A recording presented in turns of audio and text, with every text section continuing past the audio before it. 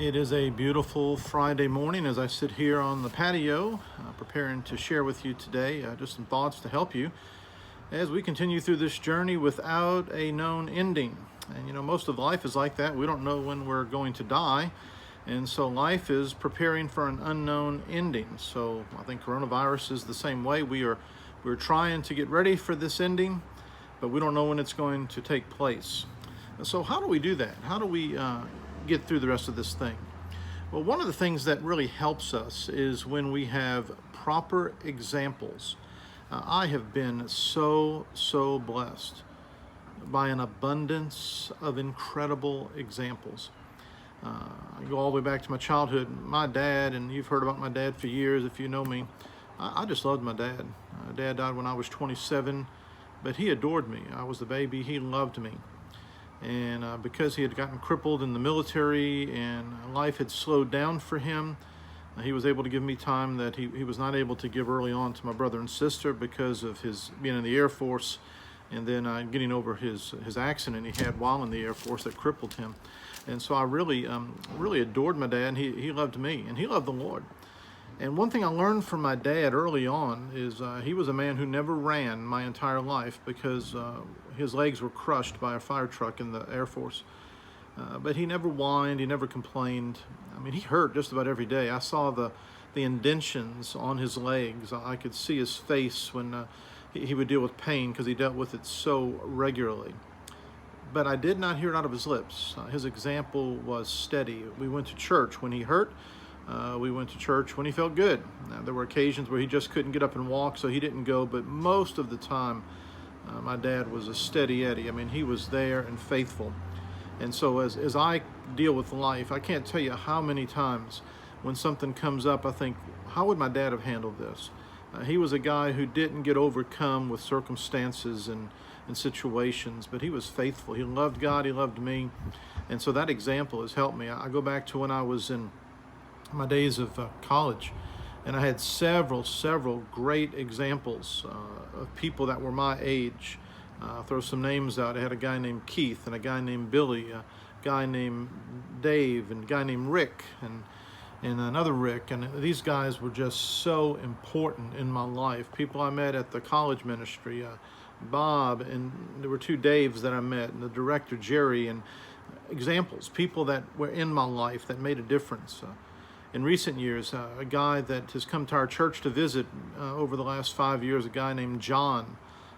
John is becoming less mobile today, so he's not able to travel, but John was such an influencer in my life, especially about prayer, and then other pastors. Listen, examples help you through an unknown journey. And so what does that mean to you today? You heard about my examples. Well, I want to look at the scripture says in 1 Timothy chapter 4. Paul is speaking to this young man that he was mentoring. And so he was an example to Timothy, and he is saying, Timothy, it's your responsibility to be just as good an example to others. He says, don't let anyone look down on you because you are young, but set an example for the believers in speech, in life, in love, in faith, and in purity. Until I come, devote yourself to the public reading of Scripture, to preaching, and to teaching.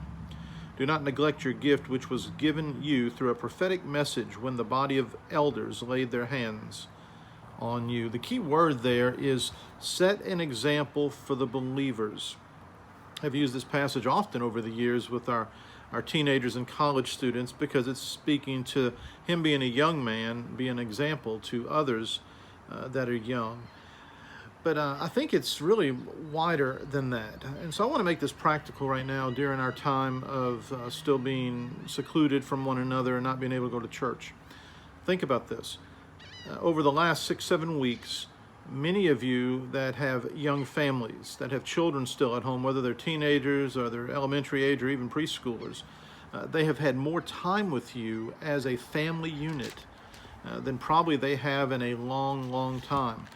With the hustle and bustle of life, getting kids ready for school, softball games, basketball games, other things, family gatherings, crawfish bowls, we would be always filling our spare time with things when we were off of work. Of course, now we don't have that, so we're at home more. Let me tell you what that means when you're at home more and you're busy less away from home. You are showing the example that your kids will remember. So let's go over a few things. Since you have been home, how many times have your children seen you read the Bible? It says right here that Timothy was being challenged by Paul to devote himself to the public reading of Scripture. And so, what about you? Have you been reading Scripture at home? Have you done it personally? And have you done it collectively with your family? Have you done anything to set the example? Because right now, you are home more than typically. So are you setting an example? What about praying? Has your spouse, your children, seen you praying during this time? Not necessarily on your knees with your face to the ground, or maybe just sitting on the patio, which I've done quite a bit, or maybe you've gone for a walk, or you've prayed with your family. Has there been an example set? Because think about it, right now is a crisis situation. It's unprecedented. And so the examples we set now will stay in the minds of those who are closest to us. You might say, Brother Steve, I'm older.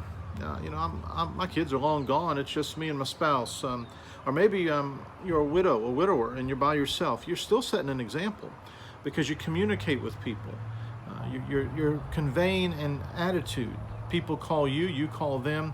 And our example is important. I would hate for us to squander this opportunity of setting an example. So what kind of things do people do to squander it? Well, all you do is spend all day in front of a television set. That's squandering the opportunity to set a good example. I've been reading that some people right now are drinking more than they used to because it's a means of coping. It's also something to fill their time. I also saw in an article that some people that have been hooked on imagery on the internet are now diving more into pornography, and it's like, gee whiz, that's something that can corrode your mind for years to come. And so think about that in relation to being an example. Are you setting a good example, moms and dads, grandmothers and grandfathers right now? For those of you that are saying, well, we Skype with our kids, or we FaceTime, or we Zoom, and so we're not face to face, but we do chat and talk. You can set a great example there. You can pray with people you're not physically in the room with. You could have even a devotion over this electronic media. Set an example. A couple of pictures of that in Scripture. You think about Jesus before he went to the cross.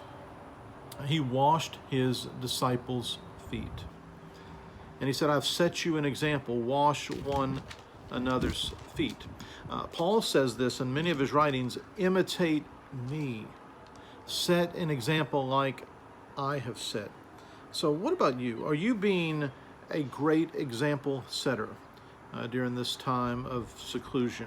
If not, now is the time to get started while we are probably on the downside of it.